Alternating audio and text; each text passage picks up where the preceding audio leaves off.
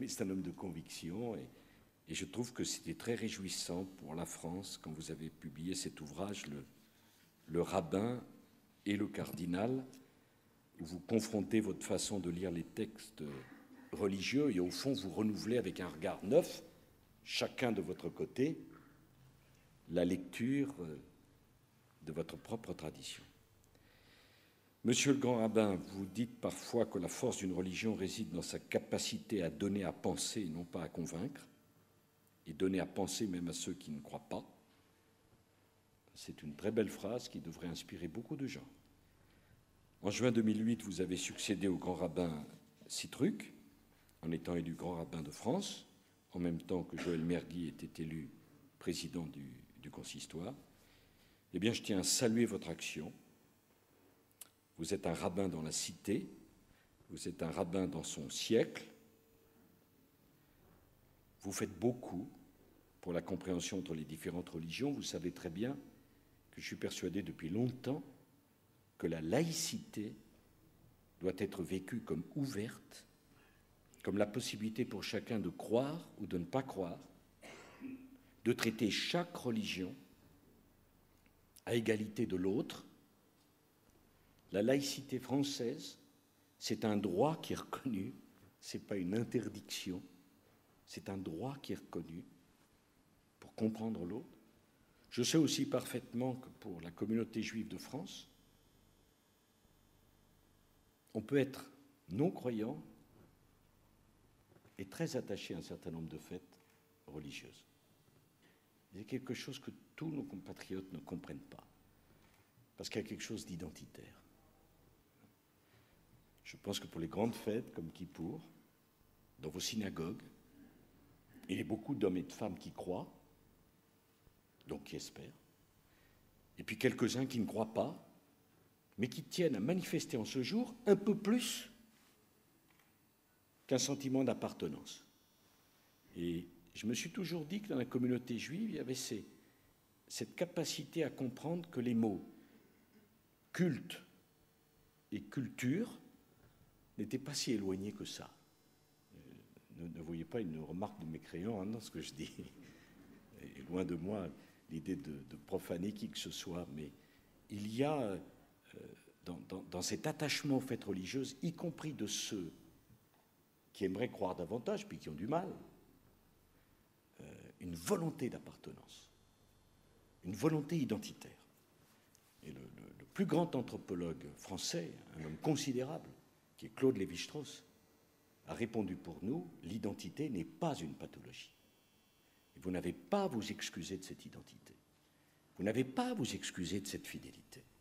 Vous n'avez pas à vous excuser de cet attachement envers Israël, et vous savez très bien combien, pour ma part, je suis attaché à la sécurité de ce pays qui nous est si proche et de cette démocratie qui nous est si utile, même si par moments les meilleurs amis se disent « Mon Dieu, comme c'est difficile d'être ton ami toujours et tout le temps. » Voilà, prenez-le comme vous voulez, mais franchement, par moments, on aimerait tellement que ça soit plus facile. Bon, si vous pouvez transmettre ce message, n'hésitez surtout pas à le transmettre. Voilà, mais j'espère que vous avez compris quelque chose dans ce que j'ai dit. Je suis totalement sorti de mon papier, je suis d'ailleurs complètement perdu, que j'étais très heureux d'être avec vous, très heureux de décorer au nom de la République française le grand rabbin. Je ne vois d'ailleurs aucune contradiction entre la République laïque et la décoration d'un grand rabbin.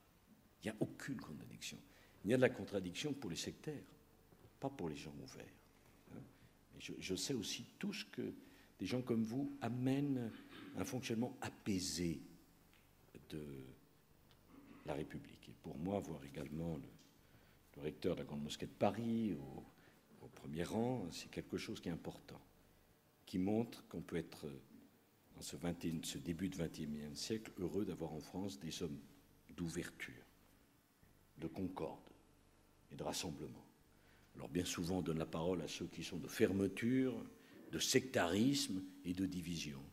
Mais enfin, profitons-en, puisque nous sommes ensemble, pour nous réjouir que la République puisse décorer un grand rabbin en présence du recteur de la mosquée de Paris, du cardinal Barbarin et d'un certain nombre d'autorités civiles, militaires et religieuses. Puis je voudrais faire un petit message personnel pour Simone Veil, pour lui dire que j'avais remarqué qu'elle était là et que par discrétion, je ne lui dis pas tout ce que nous pensons tous d'elle. Merci.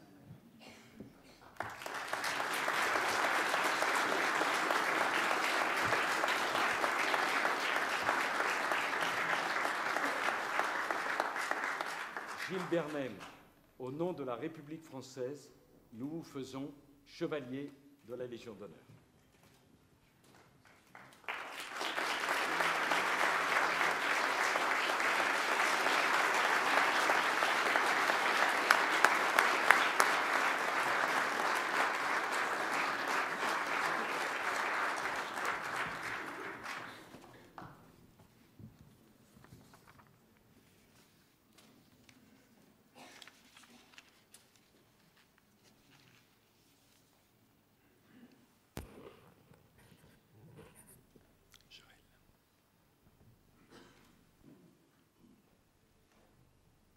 Avec l'aimable autorisation du président de la République. Je ne vais pas le dire non.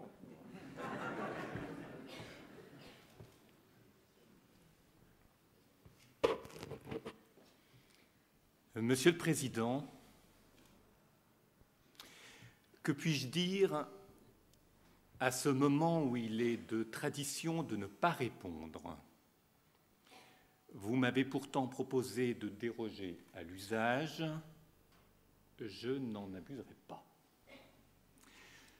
Je pense d'abord à la qualité des relations que j'entretiens avec vous-même, Monsieur le Président, avec des membres du gouvernement et avec nombre de personnalités responsables de la société civile, tous serviteurs de l'intérêt général.